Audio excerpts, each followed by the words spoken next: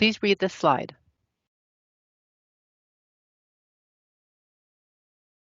If we mention or show any pictures or trade names of equipment, companies, or services, they are not endorsements by DEP.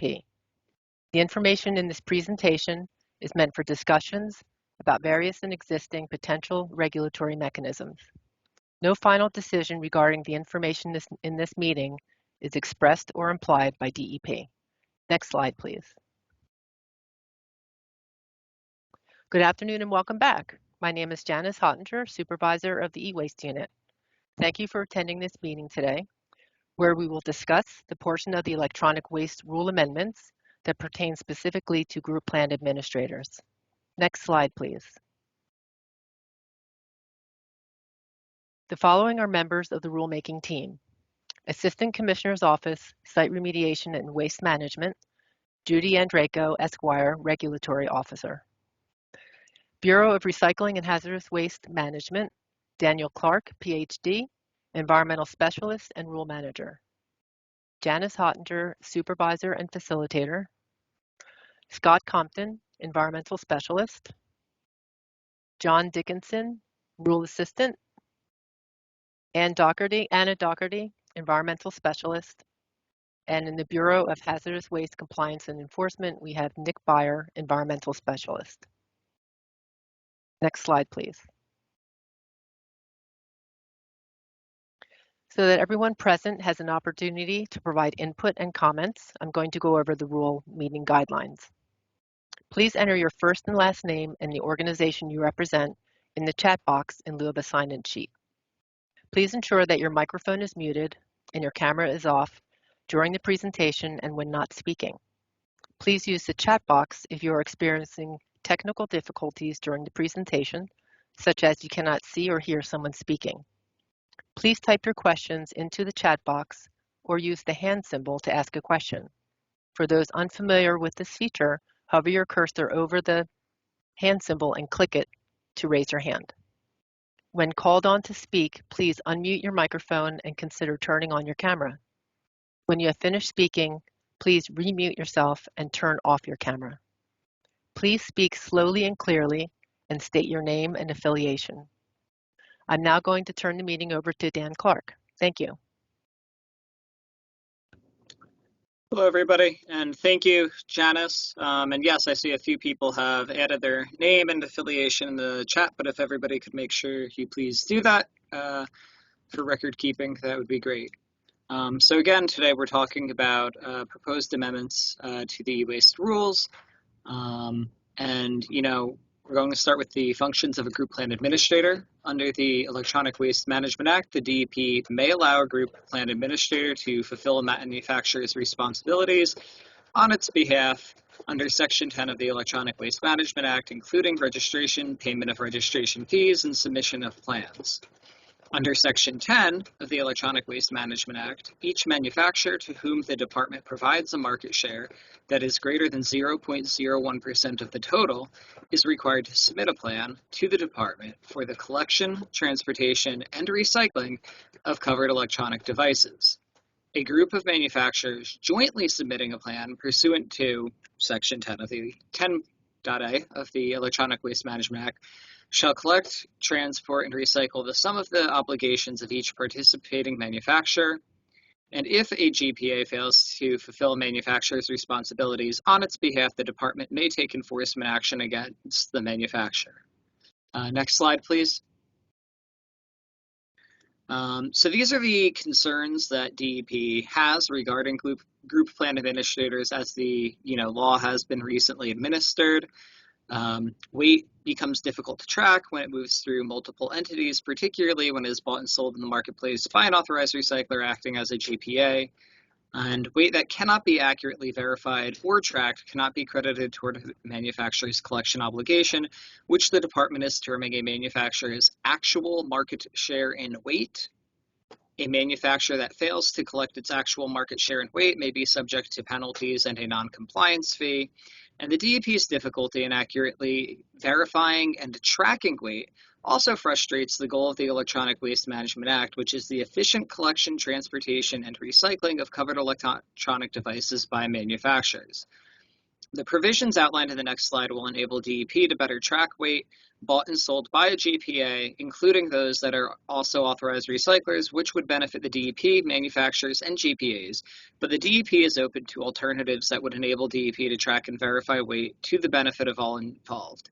And so again, this meeting today sort of has grown out of the some of the concerns and comments expressed at the October general stakeholder meeting that everybody was invited to, and some of the concerns and questions received in that venue. So we felt, and I think a number of you who are here today who were here then really expressed that you'd like a follow-up meeting for group plan administrators talking about some of the things that were contained in that meeting. And so this is what we're getting at here. And again, I'm going to remind everybody, and I'll remind everybody again, none of this is written in stone yet, and even if these do make it to all of this makes it in this exact form to the rule proposal, that there is still the public comment period after that. So it's, none of this is finalized or anything like that. So next slide, please. So the GPA responsibilities, a GPA will be required to comply with the requirements of the rules for each manufacturer. A GPA will be required to collect weight solely for the benefit of its group members. A GPA will be required to collect each of its participating manufacturers' estimated market share and weight for a program year before selling any weight, and after it has collected each of its participating manufacturers' estimated market share and weight, a GPA may then sell weight to other manufacturers, GPAs, and authorized recyclers. Tyrone, next slide, please. And then the rules as they would apply to credit trading would be, GPA may transfer, apply credits if the GPA's contract with its members authorizes it to do so, and the GPA collects, transports, and recycles CEDs in excess of the combined actual market shares and weight of its members. If a GPA meets the above criteria, the GPA may transfer credits to one or more of its members with a shortfall, apply credits to satisfy up to 25% of a member's estimated market share and weight for the following program year, or both if sufficient credits are available.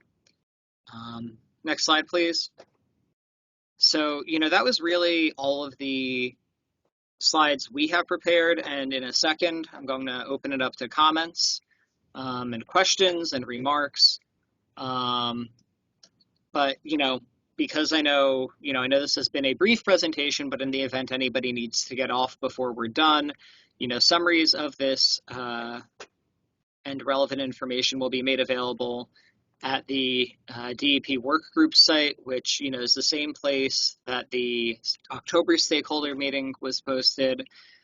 Following proposals of the rule changes, formal comments on the rules can be made by anyone during the announced comment period, and the department will publish the proposed electronic waste rule in New Jersey Register and accept public comment on the rule for a period of 60 days. During that time, all interested parties may submit comments to the department, and all comments on the rule proposal should be submitted as directed in the proposal. And if you'd like to provide comments about this meeting, so, separate, so yeah, that is the venue through which you should express comments about the rule. But if you have comments more about the meeting, please send them to the eCycle mailbox, ecycle@dep.nj.gov, which most or all of you should be familiar with, because that's where the semi-annual reports get submitted. So in a second here, I'm going to open it up to comments and questions. I see that we have a couple in the chat already. So I'm going to remind everybody, one, for those of you who haven't yet, please put your name and affiliation into the chat. I think we've got like 6, and there's certainly more than 6 people on. So everybody, please go ahead and take a second to do that. And then you can ask questions either in the chat or by raising your hand. And that's up at the top. If you see, where there's a little speech bubble for the chat, next to that, there's like a hand and a smiley. You click on that, and right below it, it'll say raise hand. So you can do either of those. I guess, yeah, if we could advance to the next slide. And, you know, again, one of the things is that, you know, this is the solution we are proposing and would, you know, certainly be open to other ideas to solve the problems in terms of tracking weight. Okay, so I see the first question is, for those who are unable to post into the chat, can we go around the call to know who's on the call with us? And that's from Dave Hirschler at ERI. And I mean, I can read everybody who's on here. So myself, Amanda Tisher Burrows, Judy Andraco, Andriana. Actually, I guess yes, if because then we won't know who where everybody is affiliated with. So I guess it would be better. Yes, if we could take a moment to introduce everybody. So yes. So whoever is 916-240-2532, if you could introduce yourself.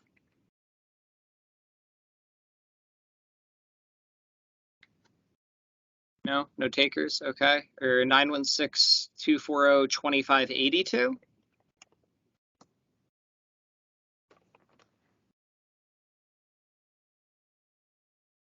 Okay, also no takers.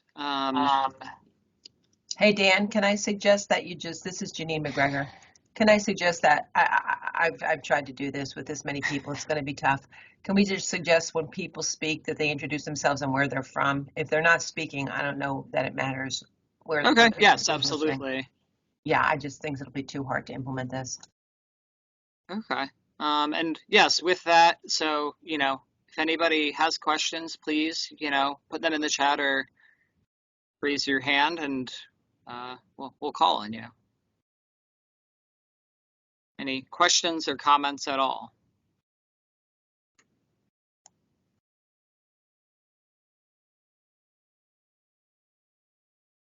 So I see we have a hand from Dave Hirschler. So yeah, Dave, go ahead.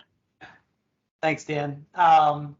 So it looks like on your notes about the concern, the issue is tracking movement of weight between groups and or recyclers. But I guess my question is, part of the issue is that we can't transfer group to group in the current system. So instead of putting restrictions on when a group can transfer additional weight, has there been any discussion on allowing groups to do a group-to-group transfer? It feels like that would alleviate a lot of the concerns on tracking. I mean, you know, we haven't really considered that, and I think that's actually, you know, worth considering. I guess to that end, though, you know, there are two things that immediately come to my mind with that. And the first is, you know, because what we're doing with the semi-annual reports, especially, you know, many of you, I'm sure, have seen the manufacturer side ones and or the recycler side ones. You know, and really, you know, so we also have the collection site ones too. So, you know, we're able to see weight going from a collection site to a recycler to a manufacturer. So part of the issue becomes if, you know, groups are dealing in weight, is that something that then, you know, in return, we would essentially be expecting group plan administrators to be willing to file reports for that weight, you know, so we can track the path of that. So is that something that you know, you'd be open to, that if that was going to be the way this was going to change, that then, you know, you would need to be, as a group, reporting both the ins and outs of that weight? I mean, speaking for myself, I don't have an issue with that. I think that alleviates a lot of the difficulties in tracking. I can let others join in, but it seems as though some of the challenges you guys may have is that a recycler knows that they're selling to a group. The group then sells to a manufacturer or another group. And so it's hard for you to see who that weight went to. So if you're allowing groups to move weight, that solves some of those concerns. But I'll let some of the other group providers answer whether or not they have issues in submitting a group report. Yeah, if anybody, would like to comment on either part of that, please. I see Amanda Tisher-Burrows from Dynamic with a hand. Hi, Dan. This is Amanda from Dynamic. Yeah, I just wanted to put my agreements out there with Dave. I think we would much prefer to do some extra reporting rather than have the way that we can move pounds restricted. So I think we don't see any issue with providing some group plan extra reports to make that tracking more visible or easier for the DEP to see that through the way that we're managing that weight. And I think I just wanted to put a plug out there too. We obviously deal with this type of weight movement and tracking in a lot of the other states that we work in. And obviously each of the different states has different types of reports or methodology for tracking. But it's something too that if you are interested in maybe looking at how some of the other states manage and track those pounds through the systems for visibility too, that might be a good way to kind of look at some other tools from some different states to help provide visibility through the system. Yeah, I think, in the event that we were going to pursue something like that, that would certainly be something we'd be interested in seeing. On that topic, though, just, off the top of your head, are those systems, it would be probably not feasible in the near term to get any type of, new software for that. So in terms of the reports, are those more, sort of similar to the current reports we have, or are they, more sort of custom software? Sure. I think we do work in states that utilize software as well as do some manual reporting like the Excel documents that we see. And I think Dave threw in the chat that, Minnesota and Wisconsin both have what they call broker reports to actually provide the visibility of that. South Carolina just revamped their reporting structure, and that is a manual one through Excel spreadsheet as well. And they have a new process for kind of providing that visibility as well. And that could be integrated from just on an Excel template as well. Okay, thank you for that information. Yeah, I think that would certainly be, again, if that was something DEP were going to pursue, something we would have to take a look at what others have done in that regard. Does anyone else have comments on this topic in particular? Looks like maybe Andriana. Yeah, this is Andriana from RLG. I agree with both Amanda and Dave that we're all for being transparent with you about what we're doing. And if it's, like Dave said, this is going to preclude any type of restraints, like how I think there was a comment in there saying you can't trade or sell until you've met your customers' goals. If that's taken out in return for this transparency, I'm for that. So yeah, an extra, some type of level of extra reporting is fine if this is going to allow us to do that. Thank you. Mm-hmm. Anyone else comments on this particular topic before we move on to something else? It looks like there's a hand from Patrick Santelli. Yep. Hi, Dan. Thanks for hosting. Yep. I will echo what everybody else said.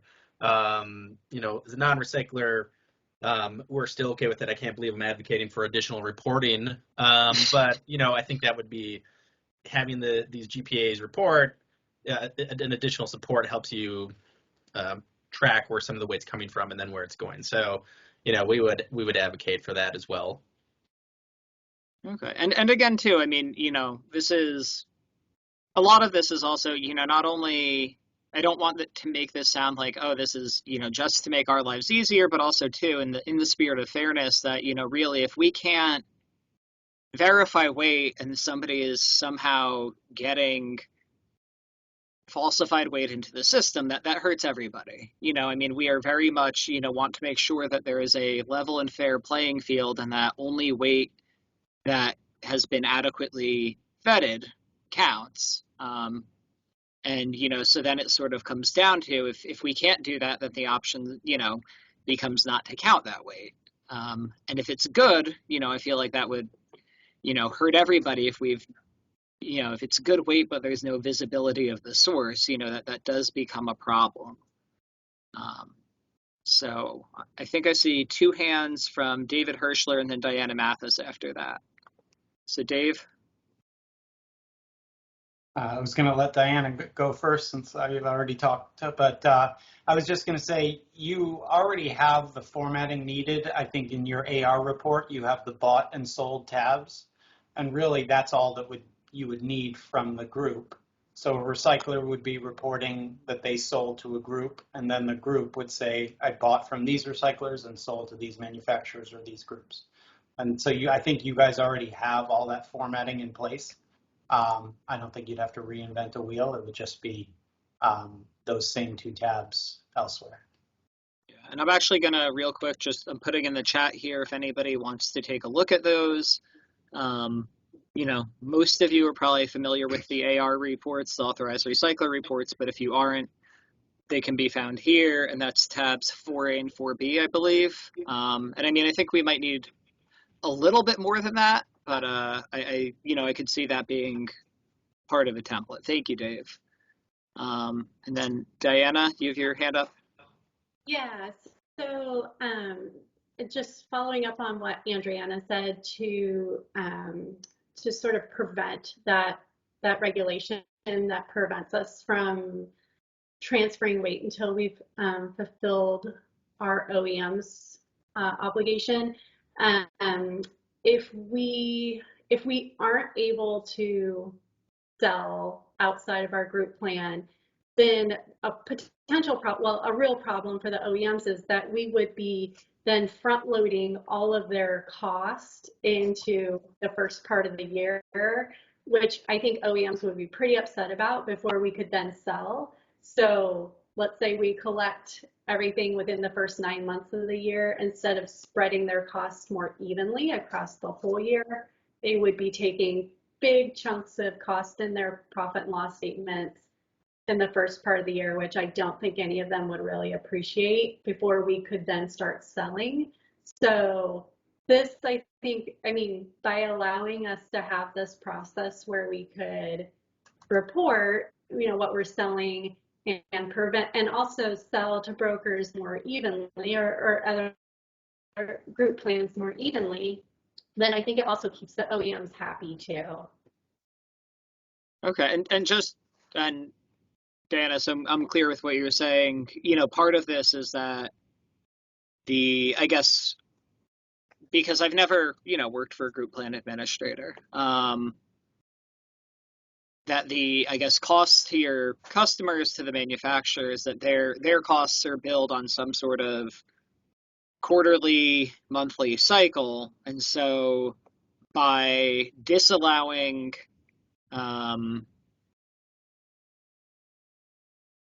the way it currently is, that those manufacturers would then be facing higher costs in the first part of the year, and as opposed to being able to spread that out over the whole year. That's sort of the crux of that part of what you were saying.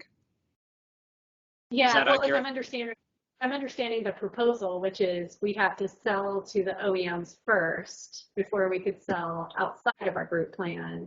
Mm-hmm. Then they would be front loading all the costs as we got the weight in. So we'd have to sell to them first, so they get all in the first part of the year, or until we meet their obligation before we could sell outside the group plan if we were going to be going over. And then that would just have big swings in their P&L statement, where they'd have big costs in the beginning and then nothing toward the end. And depending on their fiscal year, that could just be some big swings for, depending on where those costs land. So I just know from my history and working for an OEM that that's not really something that they would really appreciate. They kind of like even costs throughout the year more so. Okay, and not to pry, but I mean, so typically though, as a, group plan administrator, you're billing as the weight comes in. Is that a fair statement, sort of, throughout the year? Yeah, we bill as the weight comes in, and obviously there's some months that are higher than others, but there's not months where there's just, we've gotten everything and now we stop. I mean, and even in most laws, we have to show that we're collecting throughout the year for them. So it's not like we bill to July and then we just stop. Okay. No, thank you. I mean, that's, the inner workings of this are a bit of a mystery to us. So, I mean, it's, always helpful to have a better understanding of that and where those concerns are arising. Okay. So, other comments, questions? I see a hand from Dave. Yeah, I just wanted to echo what Diana said. I mean, I think as group providers, we all kind of manage our networks and we try and work together to make sure that the networks remain stable. And so, if all of a sudden we can't maintain that because, yeah, like Diana said, we can't bill everything to a manufacturer up front, or we can't sell weight because we have to wait until December, or something like that, it definitely could have an impact on the collection networks that we all manage. And I think the state has had a pretty stable collection network now going on 4 or 5 years. And so I think that's why a lot of us are raising some of these concerns. Okay. No, thank you, Dave. Other questions, comments about this, about anything else? Amanda? Yeah, I just wanted to make a point. I think on the opposite side of that,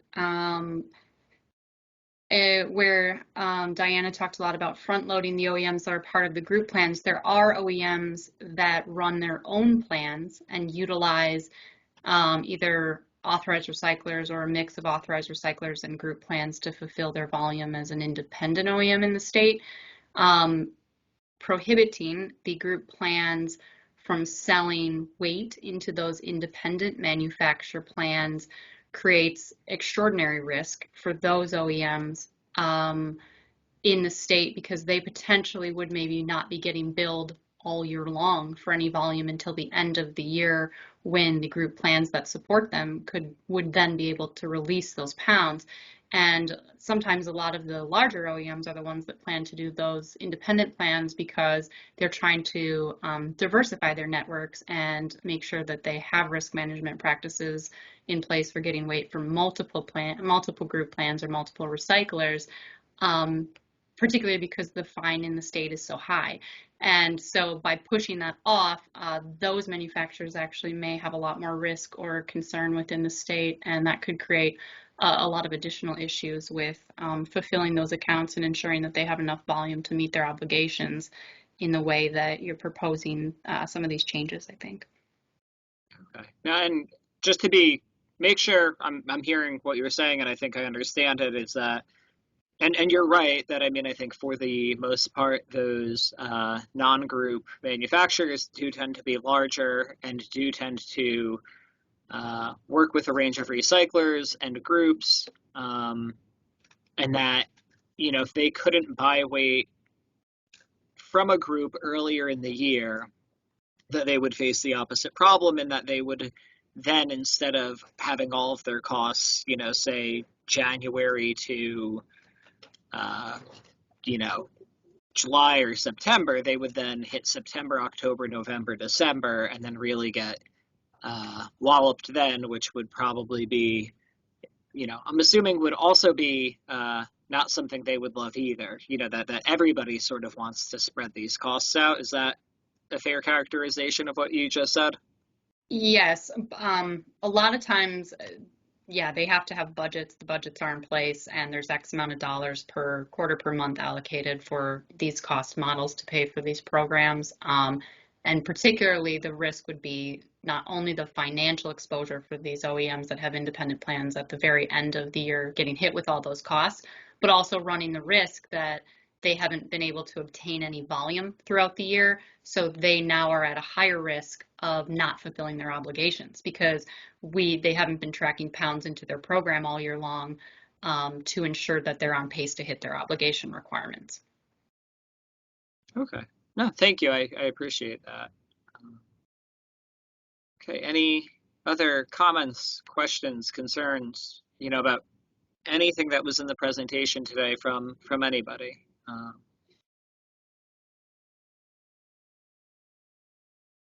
Let me check the chat. I don't see anything in here. Any questions?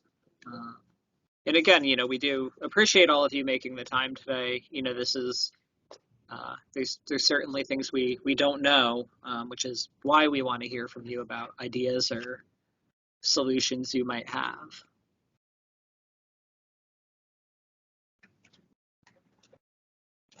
And I guess, generally, if anybody would care to answer this, and, no, I'm not trying to pry here, but if we were to come up with a reporting form similar either to the manufacturer or recycler form, would it be, I guess, fairly easy on the group plan administrator end to, I guess, how much of a lift would it be to, be able to say, that, Sims got 1 million pounds in from RLGA or MRM sold 1 million pounds to ERI or something like that.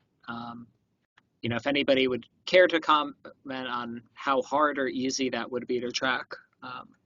And, if that's not something you want to talk about here, please feel free to follow up with us, if that would be fairly easy or if that would be exceedingly difficult. That is, something we would care to know in terms of as we think about this as an idea.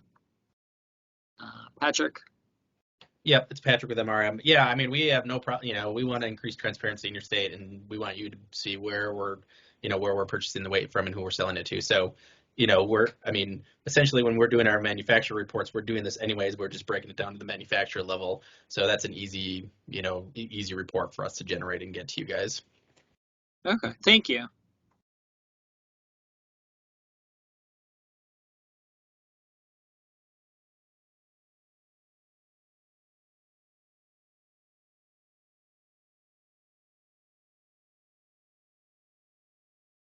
Anybody else on that or anything else that we had in the presentation?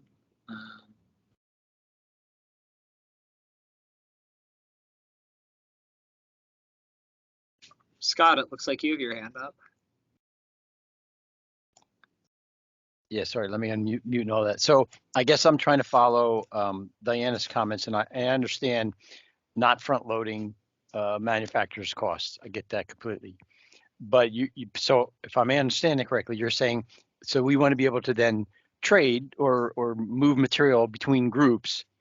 But then our concern is always, well, what happens at the end of the year if the weight doesn't come in? How would you appease this? What would you do to answer us to say, okay, now I'm at the end of the year and I don't have enough weight to meet my manufacturer's obligations? How could you make us feel better about that and say, oh, okay, now we see? And Scott, if I could, so sort of what you're saying is that, if one of the groups is bringing in weight, selling all year, selling some of that to another group, and then the group that has been selling that weight, we get to the end of the year and they're short pounds for their plan participants, is what you're asking about? Yes.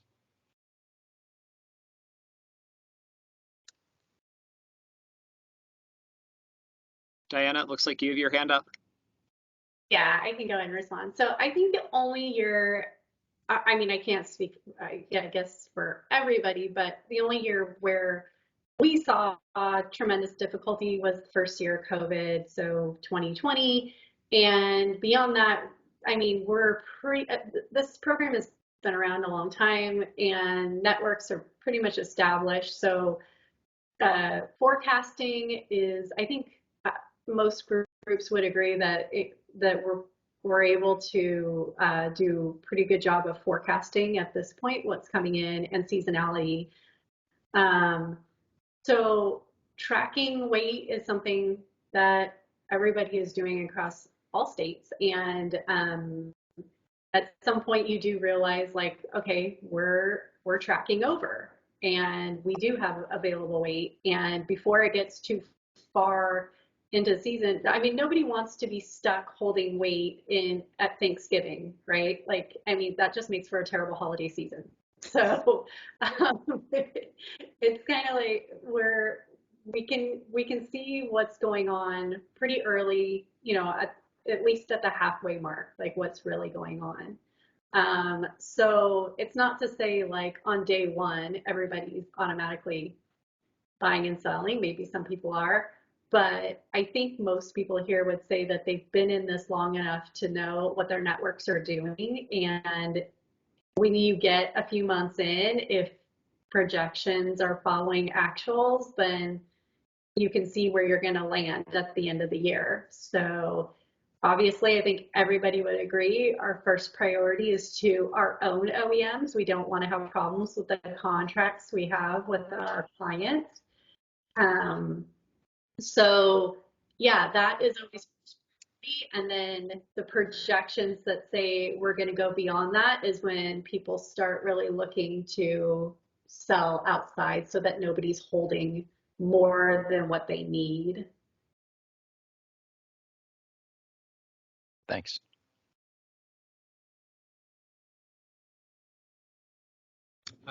Dave, it looks like, has his hand up. Yeah, so just on that, fully agree with Diana, but also you do still allow recyclers to sell to multiple groups. So, and maybe I shouldn't say this since we're a recycler and a group, but it's much easier. It's much easier to move weight between groups, but the weight is going to move regardless. So I guess it's just making it more challenging, because then we're not going to undersell our manufacturers in our plan, but if we have to sell weight to somebody else as well, we would still do it just as a recycler. And so it makes it more complicated for you guys, I think, and for everybody. So I think, like Diana said, we're not going to sell weight unnecessarily to other groups unless we've sort of got a pre-arranged, network share, or there's all sorts of different scenarios that could happen that way. But regardless, the main thing is the weight generally is moving from collector to recycler to group to manufacturer. So if you block one pathway, it's just gonna make it more confusing and less transparent for you guys. But the weight is still gonna move around, if that makes sense. I think I follow. That. Yeah, I mean, I guess what you're saying is that this might not actually do a whole lot as proposed. Yeah, it wouldn't do much. It would just, it would just kind of, it would just make it more complicated and less transparent, I think, because you're making people, it would make people report weight that they didn't know they sold necessarily, if that makes sense. Because a recycler will sell to a group who will then sell to another group, but the report is just recycler to recycler. Okay. Yes, I think I followed that. I have another question if anybody's willing to make a comment. This is a pure, I don't know how you want to answer this, but is the general consensus out there among manufacturers that they don't want extra to have credit, that they just want to kind of like hit their number and be done? Or is there a fair amount that like, no, I would like to have a little cushion or a little credit at the end of the year? I don't know if anybody can comment or willing to comment, but I'd be very curious to hear any responses to that. Yeah, Diana.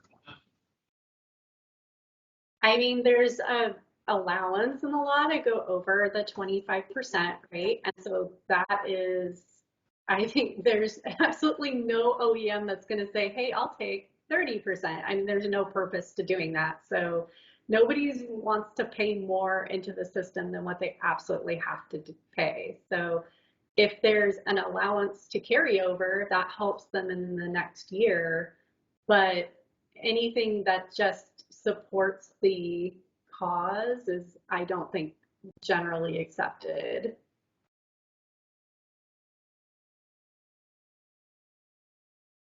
Okay, thank you. Anyone else care to comment? Trisha?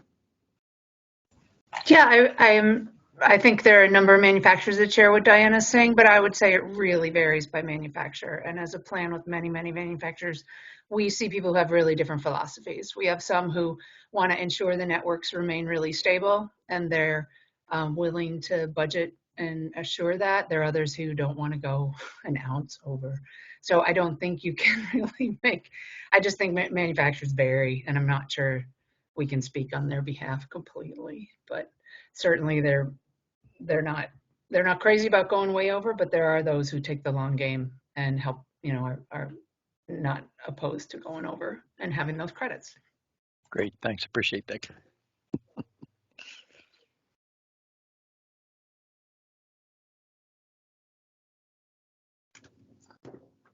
Anyone else with anything else? Comments, questions, concerns?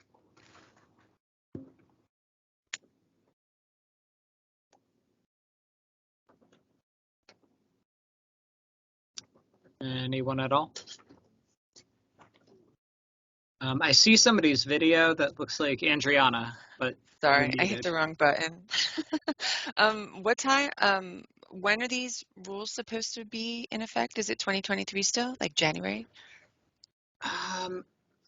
Or has that changed? Can I punt that to somebody else? I'm sorry, I don't have that right in front of me and I don't want to misspeak.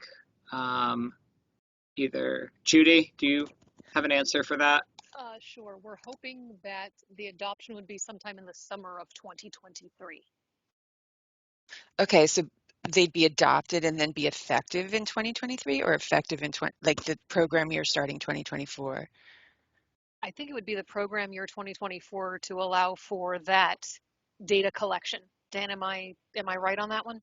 Yeah, I mean, I think if they were adopted in the summer of 2023, we would not be able to implement them fully until 2024, or, I mean, depending on how late in the summer, potentially even 2025, but hopefully, yes, if everything moves on schedule, and they're adopted in the summer of 2023, then, they would apply to the 2024 program year. All right, thank you. Or at least not sooner than the 2024 program year.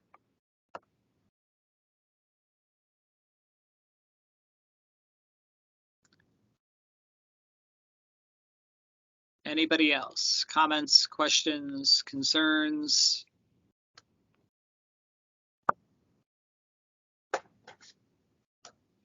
Anyone at all?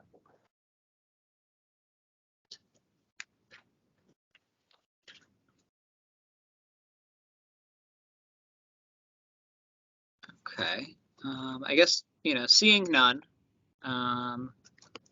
Thank you, everybody, for coming today. We do appreciate this, like I've said earlier today and before. A lot of these are things that we here at DEP do not, have direct visibility or direct knowledge of. So this is very helpful to us to, be able to talk with you about this, and we appreciate you making the time. If anybody does have any additional follow-up comments about anything in today's presentation, let us know, please. And you have, actually, Tyrone, could we go back a slide, please? I'm sorry, to slide 9. Yeah, so just, and again, none of this is written in stone. The rules haven't been adopted yet.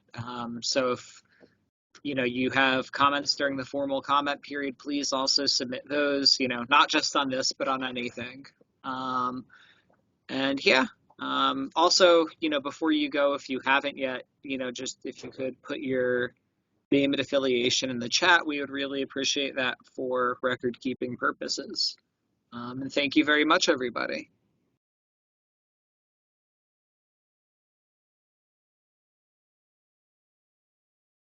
Thanks, Dan. Thank you. Thanks all. Thank you.